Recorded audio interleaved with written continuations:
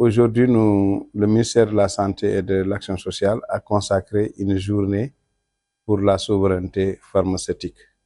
Donc, très tôt le matin, on a eu à visiter l'agence de réglementation pharmaceutique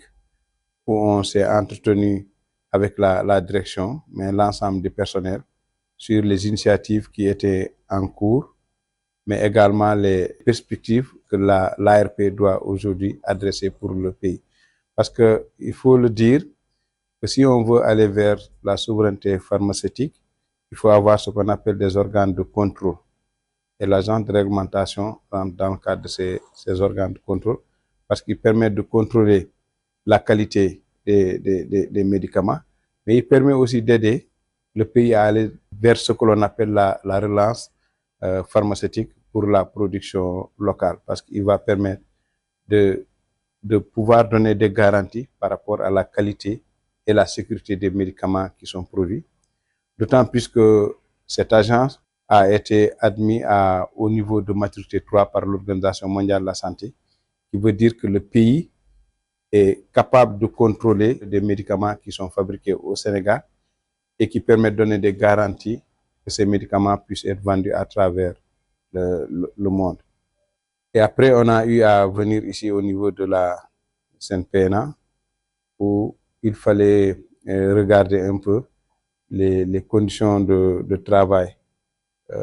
des agents au niveau de cette structure-là.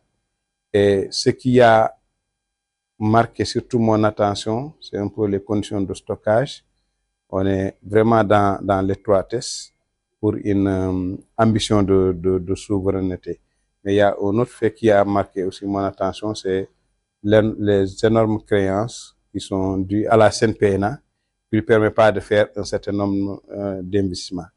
Donc, ces goulots d'étranglement, pour moi, peuvent être levés si on aide la CNPNA à assurer sa transformation systémique, surtout à se délocaliser au niveau de Diamniadio, en acquérant de nouveaux locaux qui permettent non seulement d'abriter les activités administratives, mais de réaliser aussi des activités à caractère industriel et commercial. Et elle pourra aussi, avec cette ambition de se délocaliser, pouvoir abriter d'autres agences comme l'ARP, mais aussi de pouvoir abriter la DIEM, parce que ils sont à peu près sur les mêmes types de cœur de métier. C'est les médicaments, les produits de santé, mais il y a aussi les matériels médicaux qui sont très, très importants. Donc, c'est une journée pour moi de satisfaction de voir qu'il y a une dynamique qui est enclenchée en matière de souveraineté pharmaceutique et que nous devons tous nous mobiliser à chercher les ressources financières pour qu'on puisse accélérer ce processus de transformation